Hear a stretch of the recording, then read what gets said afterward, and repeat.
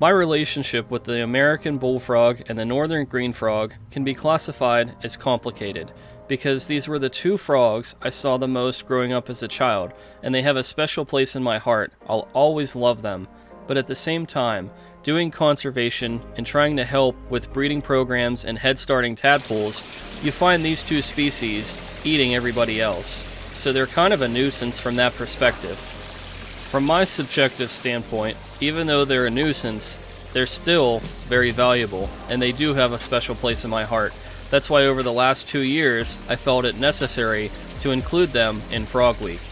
This male American bullfrog was the legend of our pond.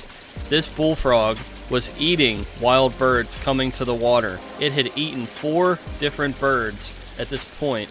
I did not capture that on video, but I have eyewitness account to see what happened, and we did find feathers and bones in the pond, so this frog was going after the birds for sure.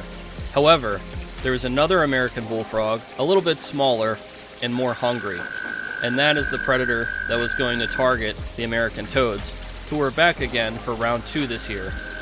It's very risky for these American toads to come back to the pond for a second round. The American bullfrogs know that they're coming, and our population of toads seem to be smaller than the majority.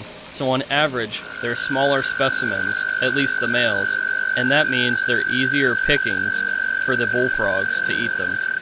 One of the easiest and most straightforward approaches to survive these hungry American bullfrogs is for these male American toads to find a female and amplex her.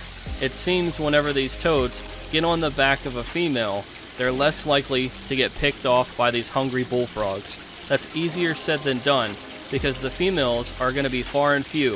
With 7 male American toads at the pond tonight, there's only room for 1 or 2 of them to find a mate. And that means the rest of them are going to need another approach, because these bullfrogs are still hungry. And these American toads are on the menu.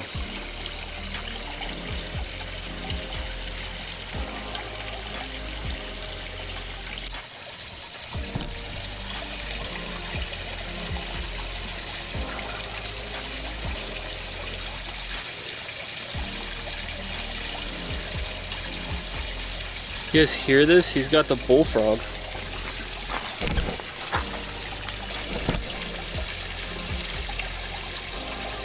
The toad just like manhandled the bullfrog. That was wild. This toad is a legend. Look at that. That's the bullfrog right over there.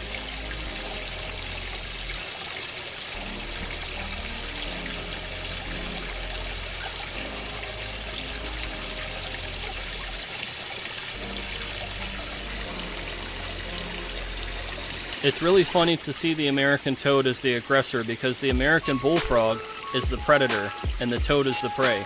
But that didn't stop this toad from going over and putting that bullfrog in a full Nelson.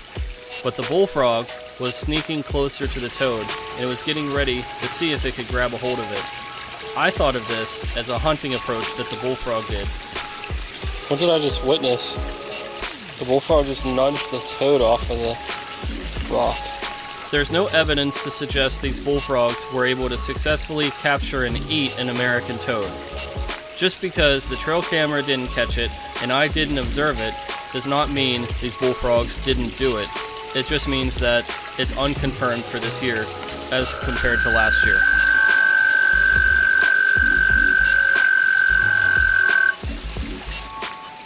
The saving grace for these American toads, at least for this year and this round of the breeding season, is that this bullfrog had been stuffed with eating 4 different birds. It had no interest in these toads, and if it wanted to, it could have easily taken out a handful of them every night.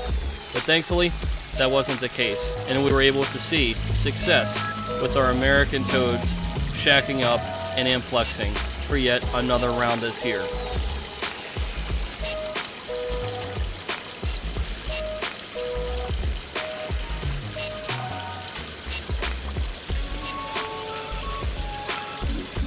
Out of the 7 male suitors, this is the only male American toad who is successful in breeding for the second round this year.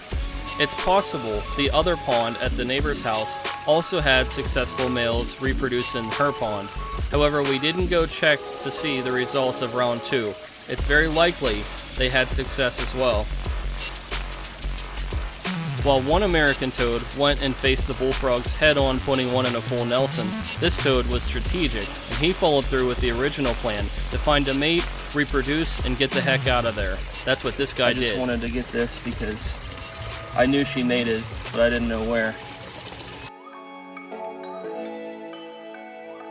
Even though I love American bullfrogs and really respect the size and how many years it takes for them to get there, they're still a nuisance for the American toad breeding project for our neighborhood. I just want to see the American toad survive, come to the pond, and keep putting out new generations and watching them continue to succeed in the backyard. My parents told me before we started this program, it was a lot harder to find American toads, and before we had a pond, it was almost impossible. So we can see what added ponds in the area can do. But this episode doesn't just feature the American bullfrog. There's another species, the northern green frog, and we find it all the time in ponds doing frog walks. He's probably gonna not like this. I don't even think that did anything, to be honest, but yeah, so beautiful. Yeah, see how he blinked? So he's already like unsure of what's going on. He's like, what is that? But yes, we got a green frog here. We really haven't filmed them a lot this year, so it's really cool to get this shot. It's probably my fault for being a little bit more subjective. They are on the target species list, all of these guys are. We're trying to save all frogs, but because they eat everybody else, and I don't want to call them a nuisance, but just because they eat everybody, they're not quite high on the list of filming them, just like the bullfrogs. But I know that everybody would probably know what it is if you showed them a picture. So last year we actually came out with the first episode featuring bullfrogs, and green frogs were a part of that, but a smaller piece. So it's kind of nice to get a shot like this of a green frog. We really don't get a whole lot of kind of level shots like this because they're always on the edge of the water. So it's really good that we're getting these shots.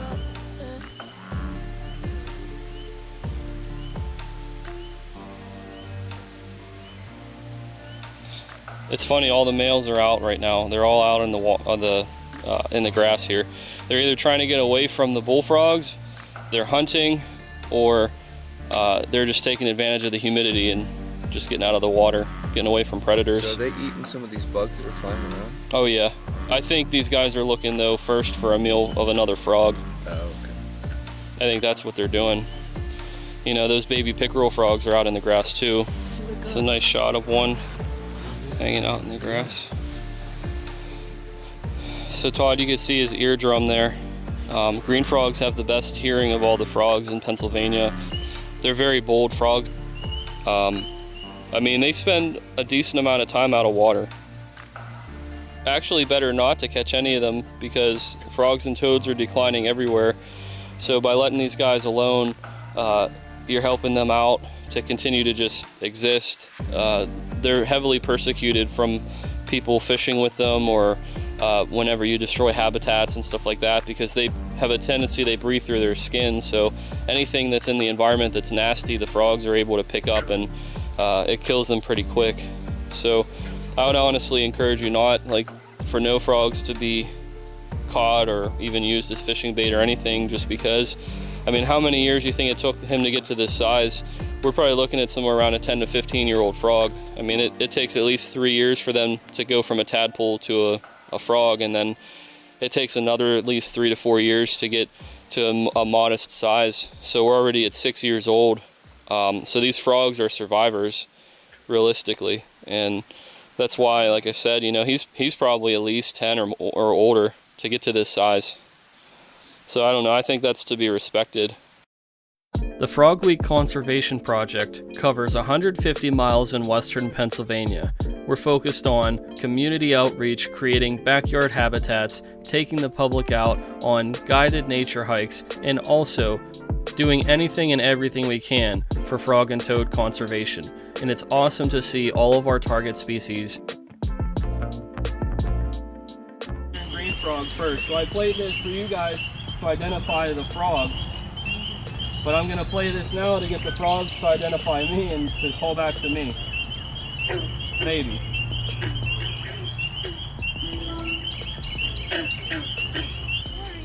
He's right there. He's hanging out in there. I don't know if that's a green frog or if that's a toad. It's really hard to see, but it looks like a green frog. In the water or where? In the water. You can see his eyes. Corey, where's the binoculars? Watch this. So you just asked, I'll show you something really neat. So I had Corey carry these binoculars, and you might be wondering, why would I have binoculars to look for frogs and toads, right? That doesn't really sound like it makes sense, unless there was another reason. So I actually have infrared binoculars that I'm able to see the eye shine of the animal. So what I'm gonna do is I'm gonna lock in on that frog, and I'll show you guys. You can come up and see the eye shine, so you can actually see the animal down in there. So it's like I could be a sniper from a long distance of the animal. Let's see here. Where's he at? There he is. It took the PA Woods and Forests team of all volunteers 600 hours of community service to make Frog Week 2024 happen, with nearly 40 events taking place in 6 different counties. There was so much to figure out and so much work to be done. But these conservation projects, whether it's backyard habitat creation or doing night hikes, whether it's the goal of citizen science or community outreach, PA Woods and Forests is getting people to care about frogs and toads unlike ever before in Western Pennsylvania.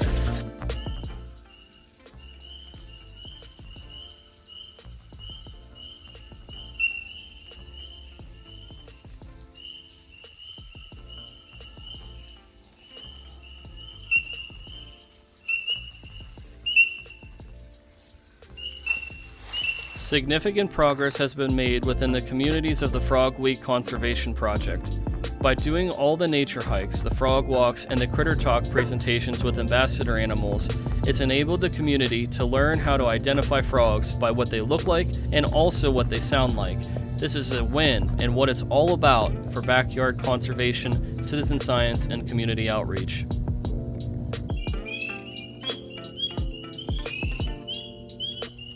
The Frog Week Conservation Project in all 6 years has not been sponsored yet by any grants, which means all of the out-of-pocket costs have come from the volunteers, whether it's board members from PA Woods and Forests or the collaborative partners at Woods and Forests Media.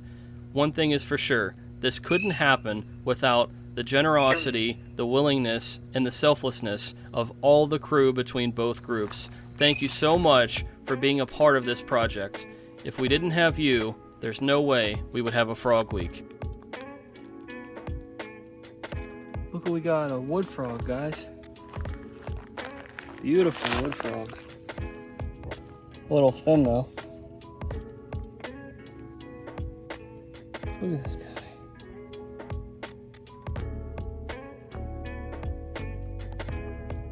It's the beginning of June, and there's a wood frog. Very rare to see. I was just wondering, where's the wood frog? I always have been saying American toads and wood frogs are seemingly overlapping in habitat, at least in these edge habitats. Whether it's new for the wood frogs or it's unheard of, I don't know. But right here at the edge of a forest, it's where they both meet. And this beautiful wood frog, look at that leap. How quick that was. So happy that we get the chance to see one of these frogs in the later parts of Frog Week. We normally don't. So guys, this is a very special treat to see this frog. Beautiful frog too. Going into the water probably to hydrate, but I'm very happy to see it. Yeah, the wood frogs are probably doing the same thing the American toads are, hydrating and eating crickets.